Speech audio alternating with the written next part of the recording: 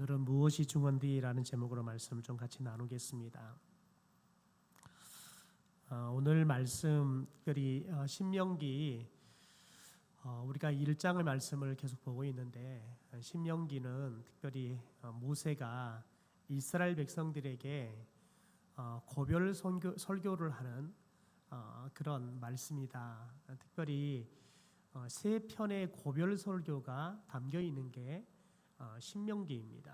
이게 모세의 설교문이다라고 말을 해도 될 겁니다. 특별히 오늘 우리가 보고 있는 1장의 말씀은 4장까지 첫 번째 고별 설교 중에서 모세가 이스라엘 백성들을 출애굽시켜서 가나안 땅에 들어가기 전에 특별히 이들이 가데스 바네아에서 반역의 사건을 일으키지요. 우리가 지난주에 봤던 19절부터 33절의 말씀까지가 이 가데스 바네아에서 반역을 일으켰던 사건에 대한 말씀이고, 이어서 오늘 본문은 이 반역 사건에 대한 결과에 대한 말씀을 우리에게 해주고 있습니다. 그러니까 하나님께서 이스라엘 자손들을 향해서 여호수아와 갈렙을 제외한 20세 이상의 출애굽 1세대들, 그들은 가나안 땅에 다 들어가지 못할 거라는 거예요. 그래서 너희들은 광야에서 다 죽을 것이다. 이 사실을 선언하죠.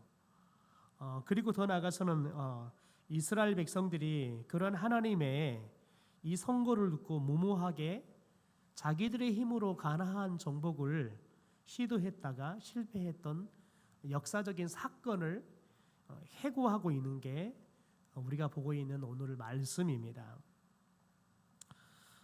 여러분, 오늘 우리가 이 말씀을 통해서 특별하게 깨달아야 할 게 뭐냐면 하나님께서 우리에게 주시는 기회라는 것, 때라는 것의 중요성에 대한 하나님의 이 교훈들을 우리가 잘 깨달아야 합니다. 첫 번째 우리가 봐야 할 게 뭐냐면 지난주의 말씀과 연결되어지는데요. 하나님은 이스라엘 백성들을 절대적으로 그리고 완전하게 보호하신다는 겁니다. 31절의 말씀을 보면 모세는 이스라엘 백성들에게 사람이 자기 아들을 이렇게 품에 안은 것처럼 하나님께서 이스라엘 백성들을 특별히 이 광야 애굽에서 나와서 지금까지 올 때까지 이스라엘 백성들을 하나님께서 안으셔서 이 가데스 바네아까지 이르게 하셨다. 그렇게 말씀을 하십니다. 여러분, 이 말씀을 통해서 하나님께서 이스라엘 백성들을 완전하게 보호하고 인도하시는 그런 부모와 같은 품을 가지신 하나님이다라는 것들을 이야기를 하죠. 여러분, 생각해 보십시오. 우리가 평안, 샬롬이라는 걸 설명할 때 마치 전쟁터 가운데 어린 아이가 엄마의 젖을 먹고 배가 부르니까 엄마의 품에 안겨서 새근새근 잠들어 있는 아이의 모습을 우리는 샬롬이라고 표현합니다. 지금 세상은 전쟁터입니다. 로켓가 날아가고 총알이 날아다니고 여기저기 사람이 죽습니다.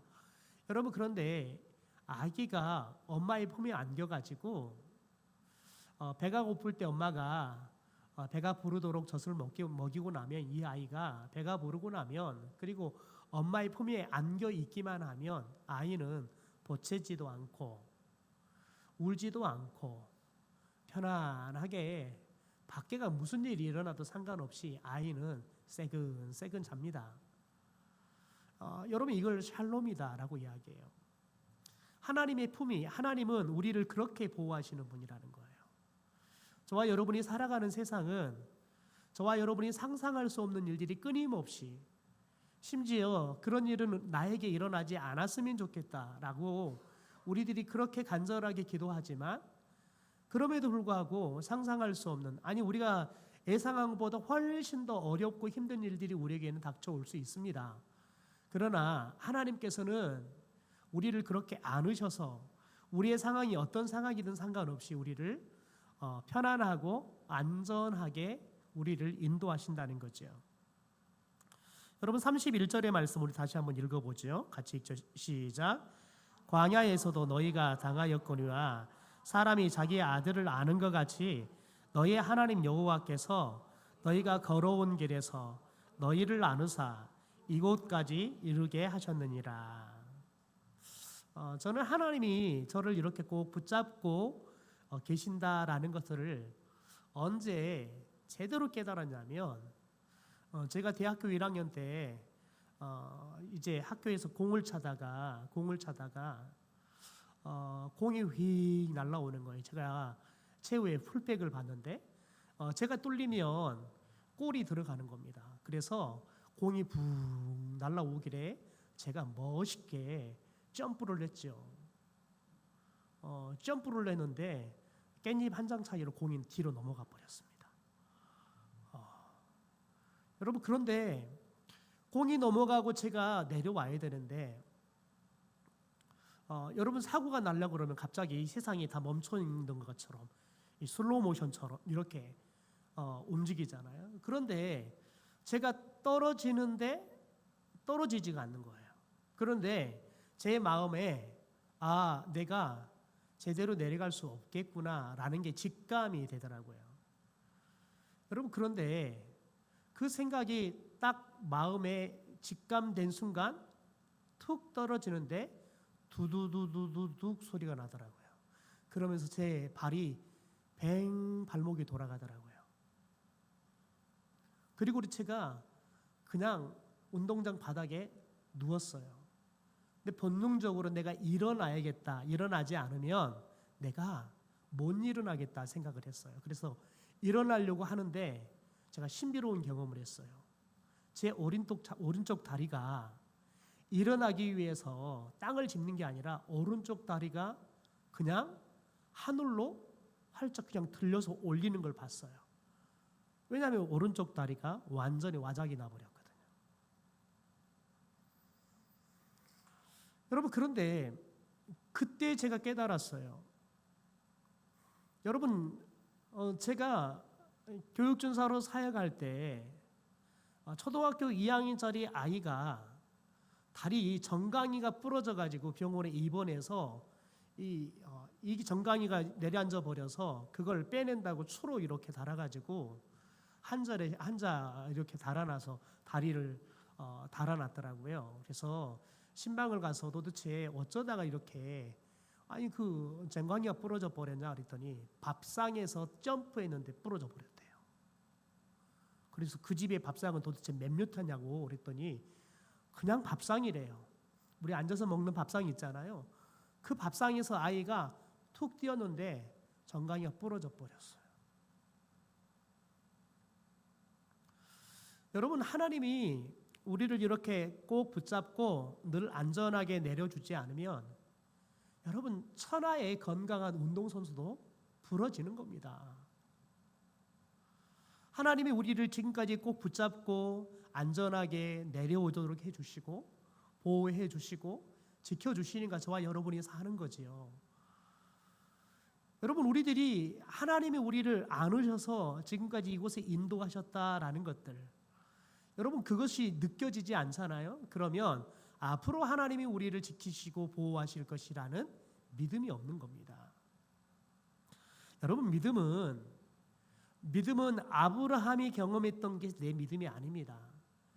내가 경험한 아브라함이 경험한 하나님이 내가 경험하는 하나님이 돼야지만 그 하나님이 내가 믿어지는 거예요.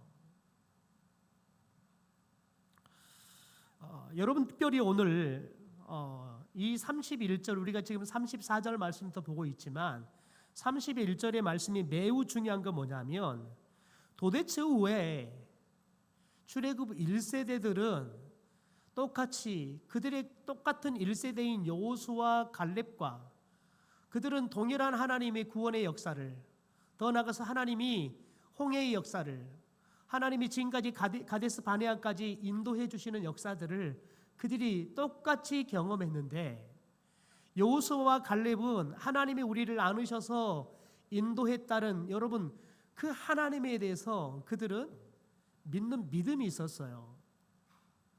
그러니까 여러분 그들이 가나안 땅에 정탐하러 들어갔을 때 똑같은 걸 봐요. 그런데 여러분, 여호수아와 갈렙은 정탐하러 갔을 때 뭘 보냐면 하나님이 젖과 꿀이 흐르는 땅을 너희들에게 줄 거다 그랬는데 가서 보니까 정말 젖과 꿀이 흐르는 땅이에요. 포도 한 송이를 두 사람이 짊어지고 나와야 할 정도로 포도가 여러분 정말 거봉이에요. 그렇게 풍성해요. 여러분 그렇게 열매들만 풍성한 게 아니라 사람도 안악조선같이 거인들이 살아요. 가나안 땅은 여러분 짐승들도 열매들도 사람도 다 젖과 꿀이 흐르는 땅이어서 풍성한 거예요. 여러분 그런데 그것을 똑같이 봤어요. 그런데 여호수아와 갈렙은 하나님이 진짜 우리에게 약속하신 우리 아브라함에게 이삭에게 야곱에게 그리고 우리에게 약속하신 그 말씀대로 정말 가나안은 젖과 꿀이 흐르는 우리 약속의 땅이구나라는 믿음이 있는 거예요. 여러분 더 나가서 그 믿음이 있으니까요 안악조선이 거인처럼 보여요. 여러분 그런데 그 거인이 무엇으로 보이냐면 우리의 밥으로 보여요. 여러분 그런데 그 하나님을 경험하지 못한 사람들, 하나님이 여러분 경험되지 못하고 믿어지지 않는 10명의 정탐꾼들은 여러분 젖과 꿀이 흐르는 땅이 우리가 탐이 나는 땅이긴 땅이지만 보니까 그 땅은 그렇게 젖과 꿀이 흐르는 것들을 먹고 살아서 사람들이 다들 기골이장대하고 우리가 싸우면 우리는 저들의 밥이 될 뿐이다 라고 보는 관점이 달라져 버리는 거. 여러분 똑같은 육체적인 눈을 갖고 있어요.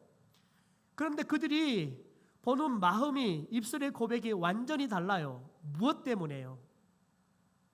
하나님을 향한 믿음 때문에요. 하나님을 향한 믿음이 있느냐 믿음이 없느냐에 따라서 똑같은 걸 보고도 하나님이 우리에게 약속한 대로 정말 젖과 꿀이 흐르는 그런 약속의 땅이구나라고 여러분 확신하고 돌아오는 사람이 있는가 하면 젖과 꿀이 흘러서 이 땅에 사는 사람도 모든 것도 풍성하고 대단하게 우리들이 싸워도 이길 수 없는 그런 거인들이구나. 이들과 싸웠다면 우리가 이들의 밥이 되겠구나. 여러분 보는 것이 완전히 달라져 버리는 거죠. 여러분 하나님께서 이스라엘 백성들에게 내가 너희들을 보호하고 내가 너희들을 인도한다. 그것도 마치 엄마가 아이를 품속에 안아서 데려오듯이 안전하게 내가 너희들을 보호하고 인도할 것이다. 여러분 모세가 이 하나님을 경험했습니다. 그래서 신명기 32장 10절에 보면 여러분 특별히 모세는 하나님께서 이스라엘 백성들을 눈동자같이 보호하신다라고 고백하죠. 우리 신명기 32장 말씀을 같이 읽죠. 시작. 여호와께서 호위하시고 보호하시며 자기의 눈동자같이 지키셨도다. 여러분 항무지 또 짐승이 부르짖는 광야 어디냐가 중요치 않다는 거예요. 항무지이든지 아니면 짐승이 가득한 광야이든지 여러분 하나님은 우리를 만나 주세요. 하나님은 우리를 호위해 주시고 우리를 보호해 주세요. 눈동자같이 여러분 눈동자처럼 우리를 지켜보시는 하나님이라는 거예요. 여러분 하나님을 경험했던 하나님을 만났던 다윗을 보십시오. 다윗은 하나님은 반석이다 요새다 우리를 건지시는 자다 피할 바위다 방패다 구원의 뿌리다 산성이다.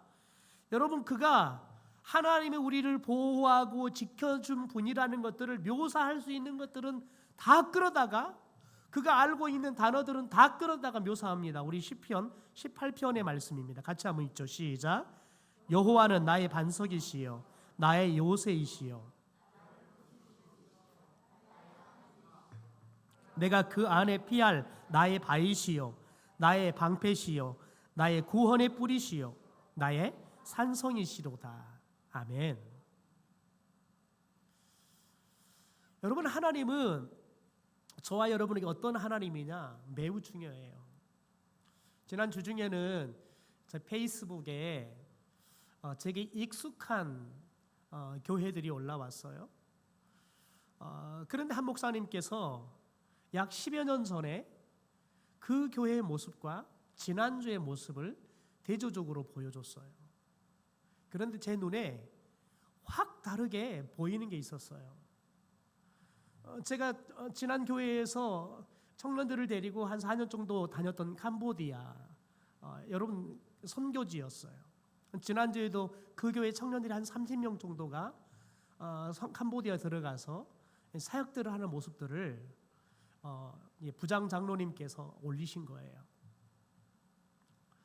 여러분, 그런데 10여 년 전의 사진과 지난주에 올라온 사진이 확 달라진 것은 여러분 딱 두 가지였어요.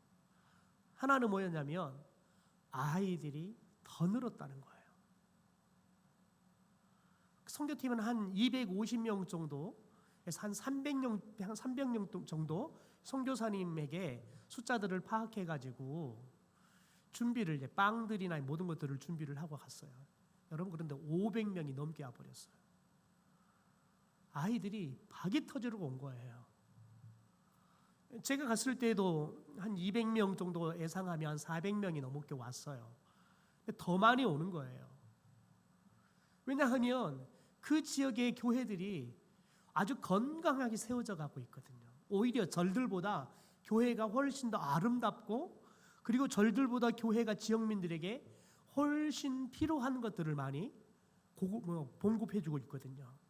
아이들에게 장학금도 주고, 학교마다 교회에서 도서관을 세워서 심지어 특별히 출판사를 운영해 가지고 좋은 동화들을 번역을 해서 전 세계에 있는 동화들을 아이들이 읽을 수 있도록 그걸 출판해 가지고 그것들을 학교에다 보급을 하는데, 문제는 뭐냐면 선생님들도 책을 읽은 적이 없어요. 선생님들도 동화책을 읽어본 적이 없는 거예요. 그러니까 선생님들도 글 읽기가 잘 안 되고요, 독후감 지도가 안 되는 거예요. 그래서 아예 교회에서 NGO 단체를 세워서 이 현지인들을 훈련을 시켜가지고 현지인들이 선생님들에게 책을 읽는 방법들, 독후감을 쓰는 방법들을 다 지도를 하는 거예요.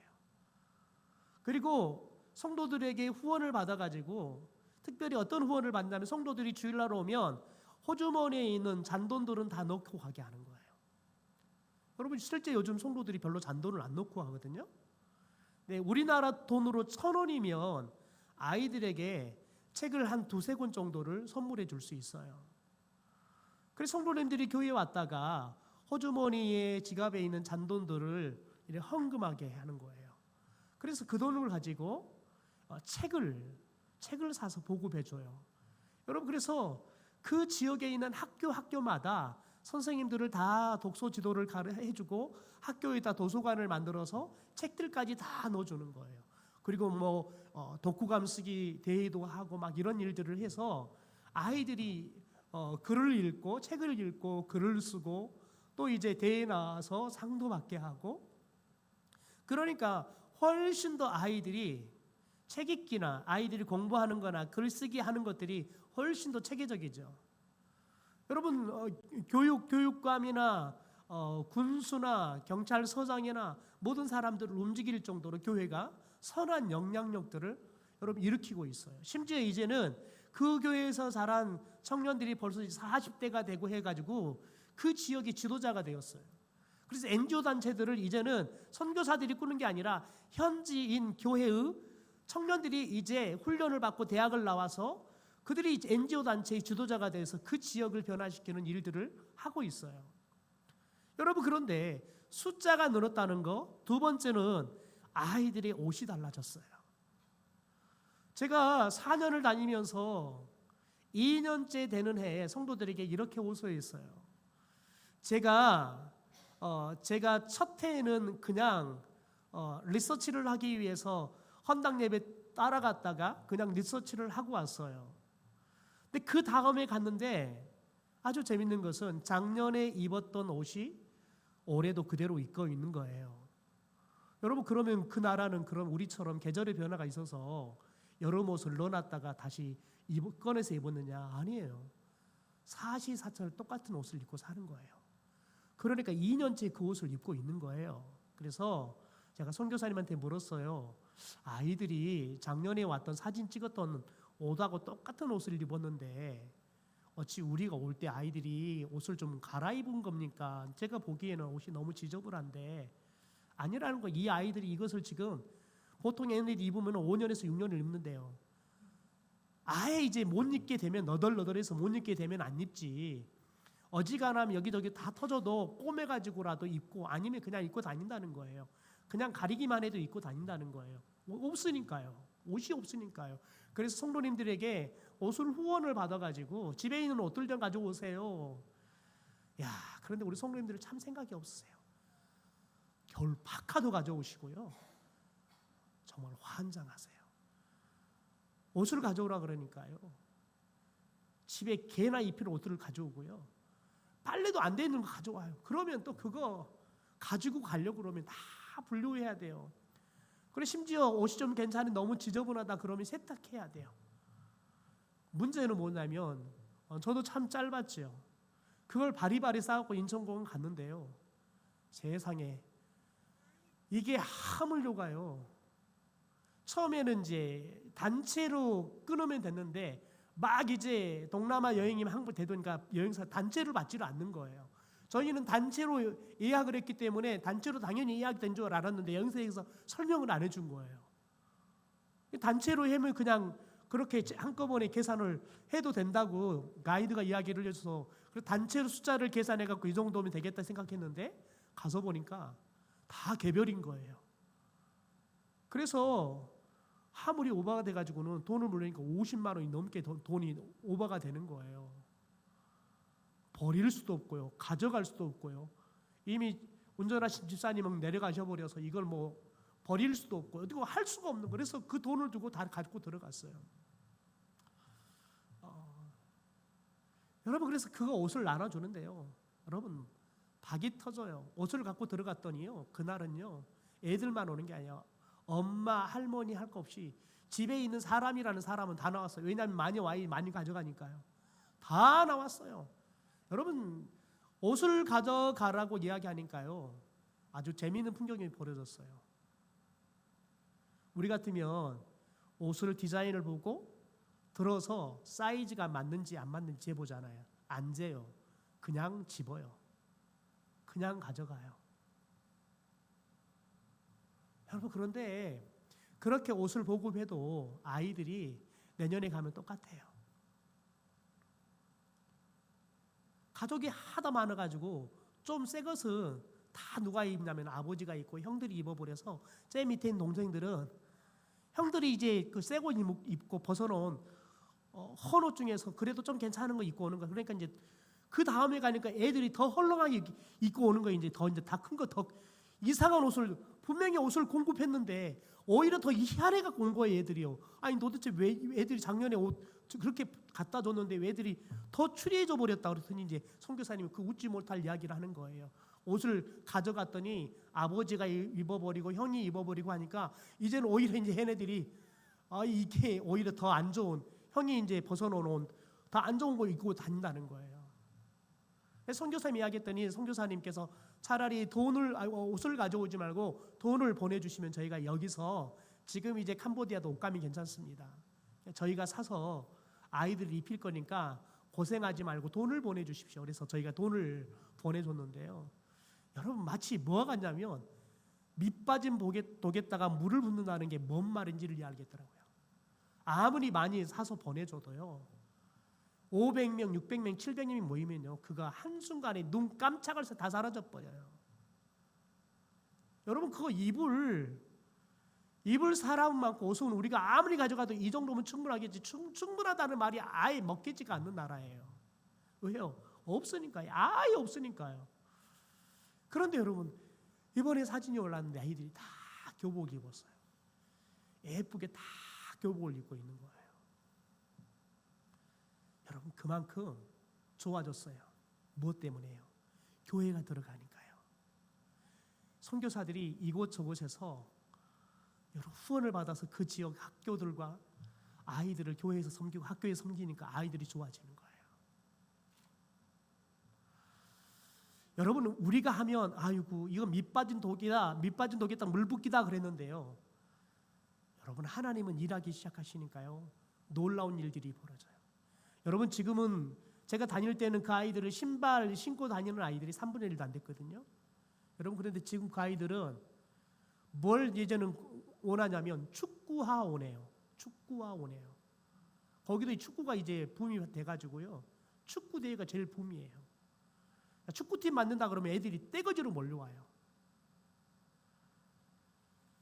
여러분, 하나님이 일하기 시작하니까요, 우리에게는 밑빠진 독에다 물 붓기인데요, 하나님이 일하기 시작하면 여러분, 밑빠진 독도 새로 만들어서 하나님께서 채우시면 차고 넘치더라고요. 차고 넘쳐요. 여러분, 우리가 지금 역대하 말씀을 보고 있는데요, 열왕기하 말씀을 우리가 큐티를 하고 있는데 똑같은 말씀이 역대하에도 나와 있습니다. 특별히 여러분, 강대국에 있던 아수르가 침략을 하잖아요. 여러분, 그런데 히스기야나 예루살렘, 그러니까 남유다 왕 히스기야나 예루살렘이 이 아수르가 침략해 들어왔는데 멀쩡해요.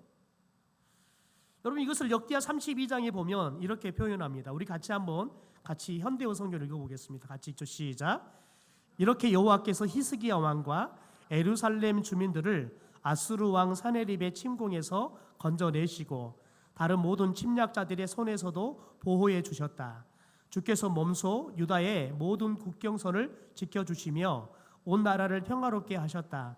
이렇게 되자 유다와 히스기야 왕의 명성이 세계 만방에 퍼져서 뭇 백성들이 예루살렘으로 와서 여호와께 애물을 바치고 유다 왕 히스기야에게도 귀한 선물들을 바쳤다.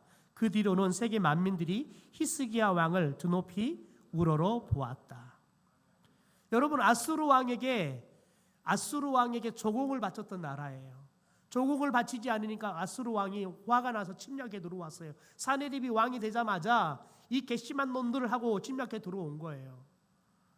이미 북이스라엘은 무너져 버렸어요. 이제 남유다를 밀고 들어오는 거예요. 여러분, 그런데 그러면 남유다는 북이스라엘들이 힘이 강하냐? 아니에요. 남유다도 멸망해 가고 있어요. 여러분, 그런데 히스기야 왕이 하나님을 붙잡아요. 하나님을 의지한다고요.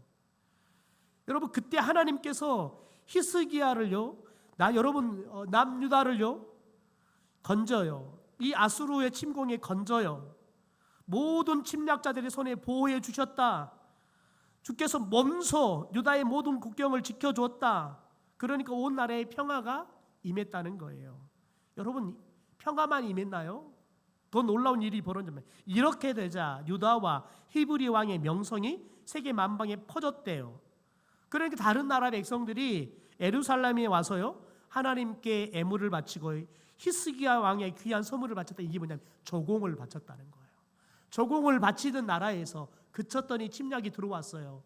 그런데 하나님이 지키니까요, 싸우면 질 수밖에 없는 남유다가 히스기야 왕이 하나님이 지켜주시고 돌보아 주시니까요, 그들이 머리카락 하나 상하지 않아요. 아수르가요, 사네립이 남유다에 들어오지 못하고 여러분, 그들이 다시 자기의 나라로 돌아가게 돼요. 더 나아가서는요, 오히려 역전해요. 히스기야 왕이 남유다가 다른 나라들이 추앙하는 나라가 되고 조공을 바치는 나라가 돼버려요. 히스기야가 한 게 뭐가 있습니까? 하나님 붙잡는 거 외에는 없어요. 하나님 의지하는 거 그거 외에는 아무것도 없었다고요. 군사력을 키운 게 아니었어요. 믿음을 키운 거였어요. 여러분, 그들이 무기를 더 만든 게 아니에요. 전략과 전술을 더 쌓은 게 아니에요. 하나님을 향한 순종하는 믿음을 키웠을 뿐이에요. 그러니 하나님이 여러분 국방력을 더해 주시는 거예요. 다른 나라들이 우러러보고 다른 나라들이 와서 조공을 바치기 위해서 찾아오는, 오히려 하나님 앞에 애물을 바치는 믿음들이 생기는 역사들이 나타나는 거예요.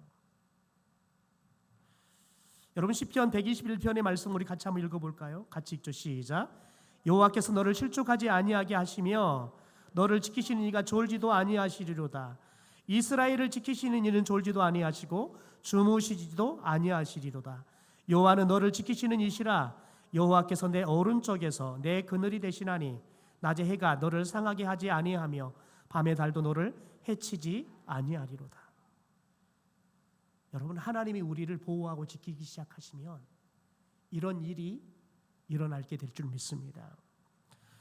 두 번째, 여러분, 모든 일에는 때가 있으므로 그 때를 놓치지 말아야 한다는 거예요. 41절에 보면 하나님으로부터 심판을 선고받은 이스라엘 자손들이 뒤늦게서야 그들이 잘못을 깨달아요. 그리고 회개하는 모습이 등장합니다. 여러분, 그들은 그런데 이제라도 올라가서 이 가나안 땅, 이 가나안 원주민들과 싸우겠다고 병기를 갖추고요, 아모리 족속의 산지로 올라가려 했습니다. 우리 41절 말씀을 함께 읽어보죠. 시작. 너희가 대답하여 내게 이르기를 우리가 여호와께 범죄하였사오니 우리 하나님께서 우리에게 명령하신 대로 우리가 올라가서 싸우리라 하고 너희가 각각 무기를 가지고 경솔히 산지로 올라가려 할 때에, 여러분, 하나님께서 이들을 출애굽시키셔서 이제 가데스 바네아에 이르렀을 때 가나안 땅에 들어갈 일만 남겨놨어요. 그래서 하나님께서 가나안 땅을 정탐하고 오라고 한 거예요. 여러분, 그런데 그때는 언제 때냐면 이제 가나안 땅을 선물로 받을 때예요. 하나님께서 가나안 땅 선물을 누구에게 줍니까?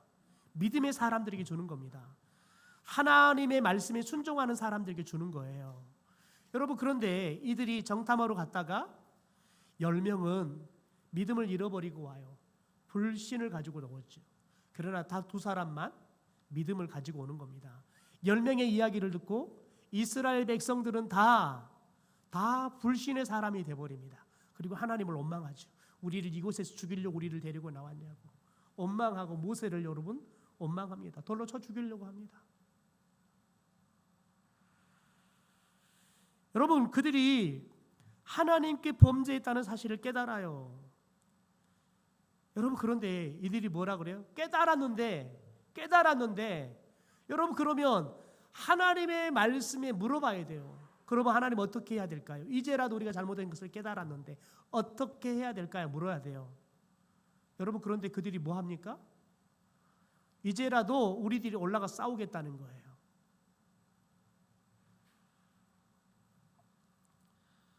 여러분, 41절 이하에 보면 이스라엘 자손들은 하나님의 경고에도 불구하고 가나안 정복을 시도하다가 참패만 당해요.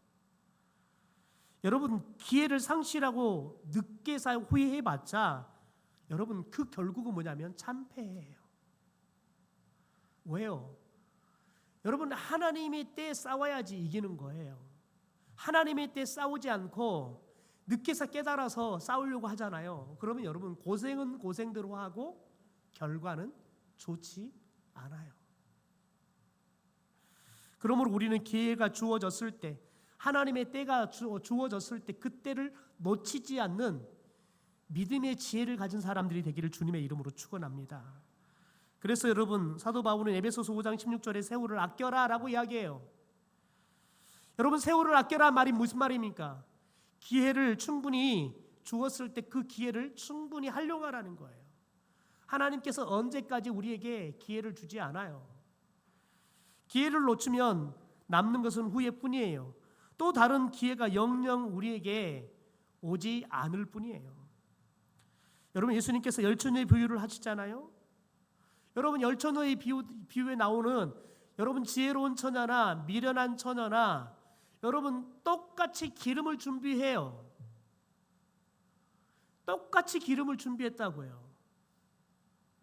여러분, 그런데 미련한 처녀들은 뭐 했습니까? 자고 있었습니다.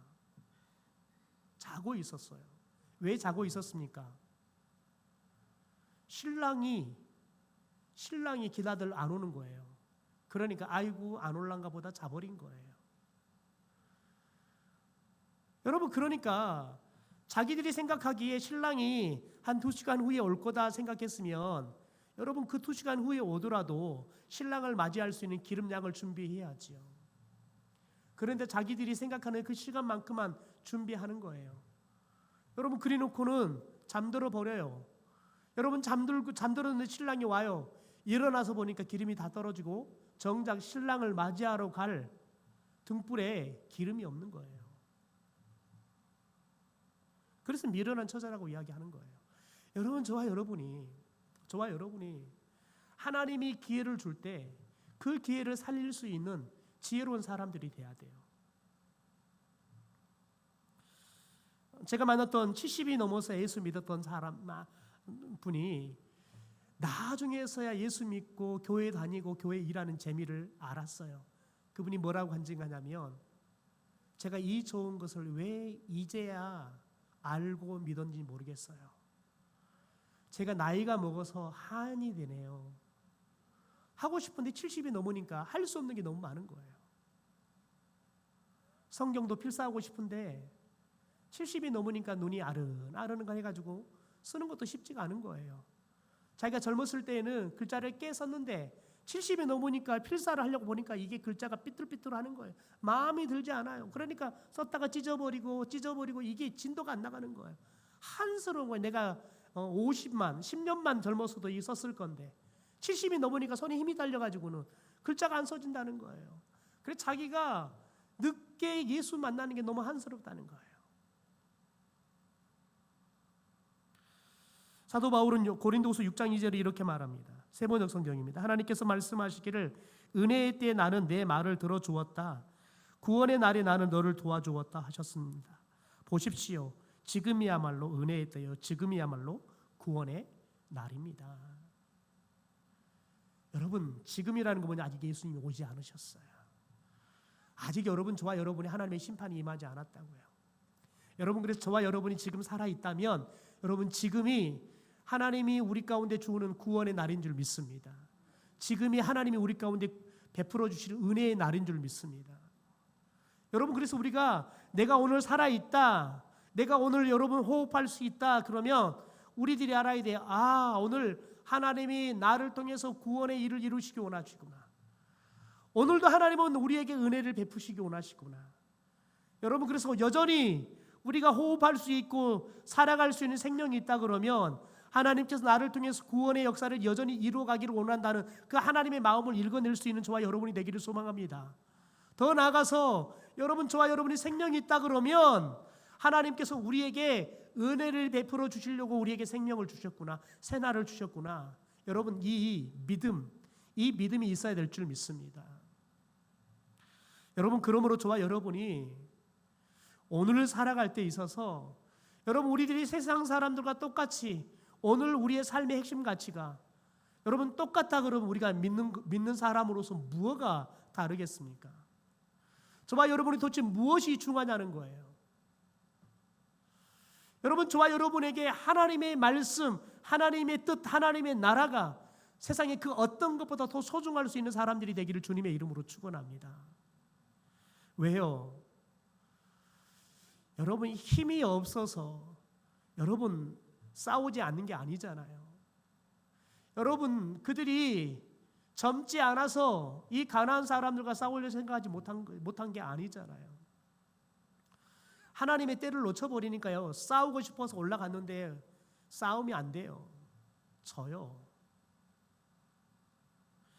그러나 여러분, 하나님의 때에 우리가 하나님의 말씀에 순종해서 나아가면 저와 여러분에게 백승의 삶을 하나님이 허락하신 줄 믿습니다.